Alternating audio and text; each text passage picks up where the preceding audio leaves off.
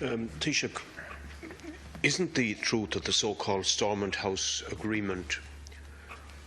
represents, when you strip away the make-up by the parties and by the Irish government and the British government, in fact a savage austerity attack, particularly on the public sector in Northern Ireland, in a state which has traditionally suffered from high unemployment and low wages? And isn't the truth, Taoiseach, that you went to Belfast and you supported Prime Minister Cameron in insisting on the Tory cuts agenda for the working class people of Northern Ireland, an approach that Margaret Thatcher herself in her day would have approved of? Do you acknowledge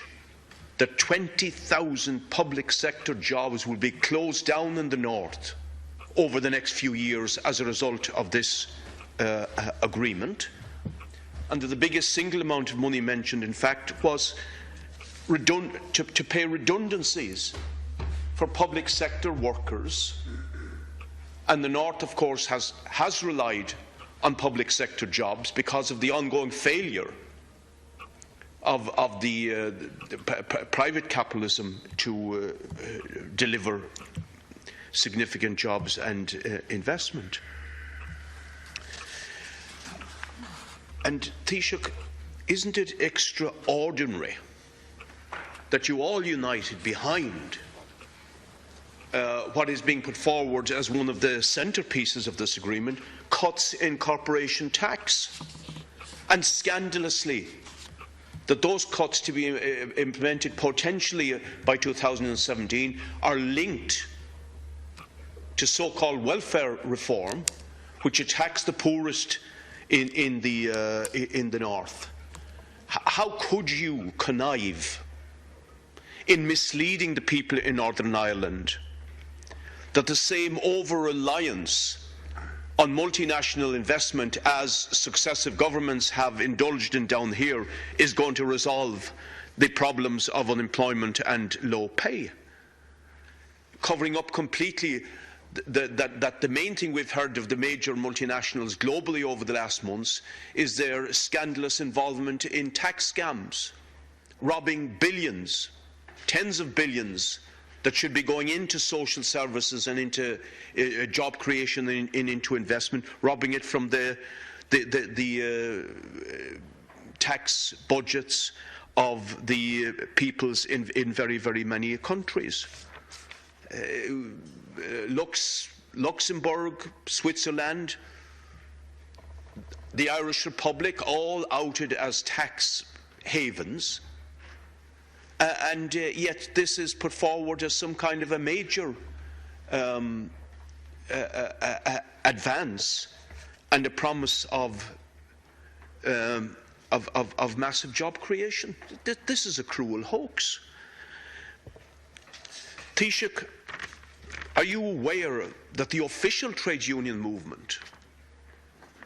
are deeply angry in relation to this, and that they say there is an absolute certainty that thousands of jobs and millions of pounds will be taken from the public, never to return, that thousands of sacked public servants will face the lowest wages in the United Kingdom, or face the everyday humiliation built into the cruel Tory vision of welfare, that the inefficient private sector cannot provide enough decent jobs for school leavers and graduates, they cannot afford the waste of the talents of teachers, tourist workers, transport, etc. in these redundancies. And finally, they sum up by saying this is a bad deal, fit only for a land of pound shops and food banks, rather than the society people voted for at the last election. Now, Taoiseach, is it any wonder that a major public sector strike is called for March the 13th? That private sector workers will also strike, that they will be joined by students and by community organisations. And do you agree, finally, that when the Deputy First Minister in the North, Martin McGuinness, rounds on critics of this agreement, accusing them of living in fantasy land and needing a shake, that in fact anybody that sells this as anything other than a major austerity attack with serious downsides for the working people and working class people, Protestant Catholic in the North, are the ones living in fantasy land, and that in fact working class people need to unite across any divides, or those existing divides, shake off the parties based on the sectarian divides on either side that sells them this type of false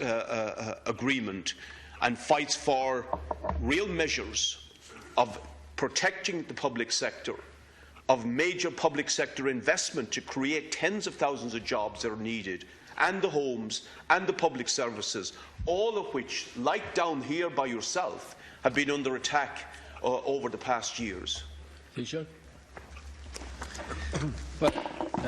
Deputy Higgins raised the question about a savage austerity attack in Northern Ireland, an area of high unemployment. Clearly, since the time of the Troubles, the Northern Ireland situation was always one where the public sector pumped in money because of the difficulties in terms of that unemployment arising from the Troubles and the very high rates that applied. And the best answer to that kind of situation is the creation of jobs, and that means investment to make the place both attractive for foreign direct investment, but also as an opportunity for business to thrive in Northern Ireland.